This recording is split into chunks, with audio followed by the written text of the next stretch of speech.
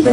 Wakati utatia bidii, ile ripoti ya tajiri Mungu mwenyewe atasababisha na atabadilisha. Haleluya!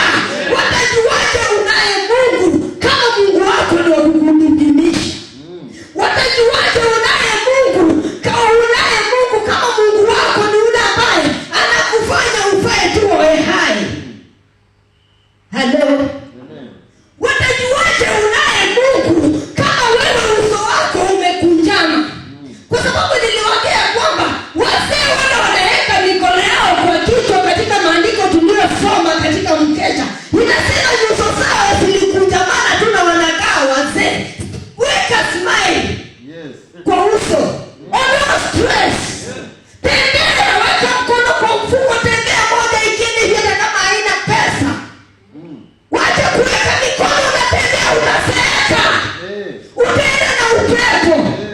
Unapata kijana anafikiria leo nitakula namna gani na ni tumbo yake pekee.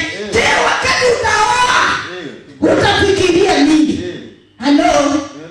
Unasema lakini wewe mwenyewe unajitesa, utaketa kukula hata kuota. Ufurahishe mwili, my friend, kula. Itakulwa na wengine. Mwisho mwezi unapata salari, unapicha zote. Wewe bado unakata sukuma na katakata. Maingia ende kupucha nikata nyama ile ya mafuta ile inangenamina. Rudishia mwili pole. Kwani onefu wanatushinda na nini? Yes. Wewe unajitesa. Unafanya kazi bado utembee mita mingi na unaenda kazi, unatoka hapa mpaka Kashia, unaenda international, upande gari ya 20 bob ikuache huko juu na utembee mpaka 6 Parkland. Umejitesa kwa sababu atina save. My friend, na utesa mwili wangu kwa hii dunia. Na je, nikiutesa hivi na kule ninaenda na juaje nitapata raha? Nisipofurahia maisha duniani, nitafurahia wapi kwingine? Halo? Inastahili ufurahie maisha. Tengeneza katika nyumba unaishi ndani hapa. Ile ya nyumba wacha kusema natengeneza nyumbani ndio mwisho. My friend, mahali unakaa ndio unatengeneza. Mahali unakaa ndio unakulia sahani nzuri. Mahali hapa ndio tutaipamba. Halo?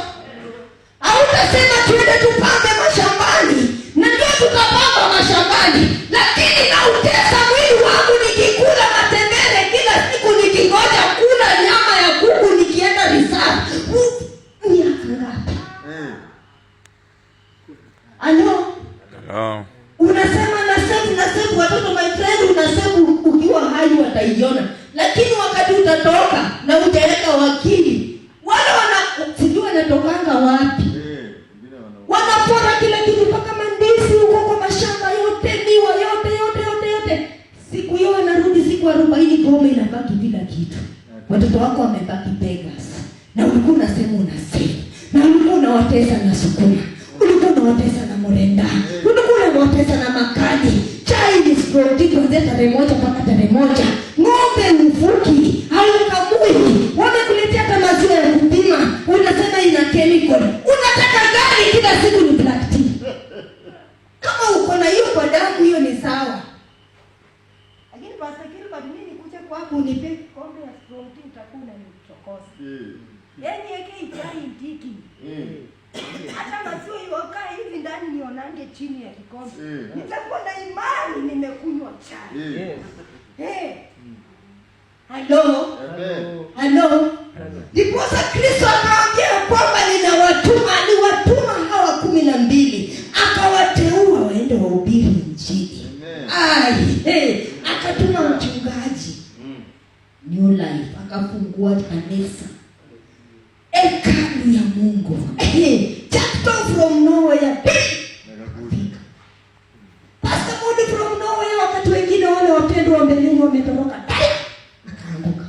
Pastor Kilo baada akasema hakuna popote ninaenda ninashikilia. Aliyeshikilia pala akisema njia ya mbinguni imeandalala, lakini mimi nashikilia. Jibira alisubira. Hakukuwa kama Petro akisema niko na Yesu.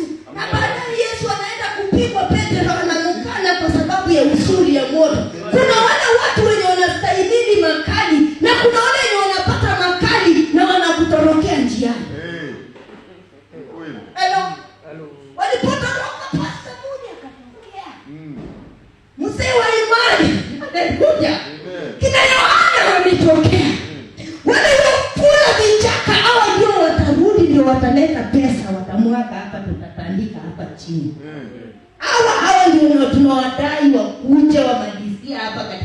Yesu.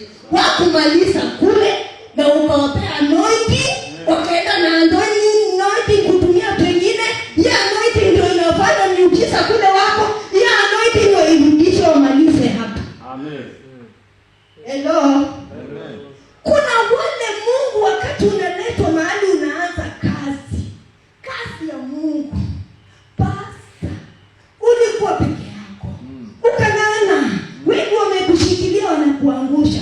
Wengine wakisikia umeanguka ndio wanakuja wakakusha. Unajua kuna kitu mbaya kama mtu anakushikilia na kuambia shikilia pale ni hapa chini. And then anakuachilia. Na kikwajili utatoka hapo utaanguka na ushindo mkubwa.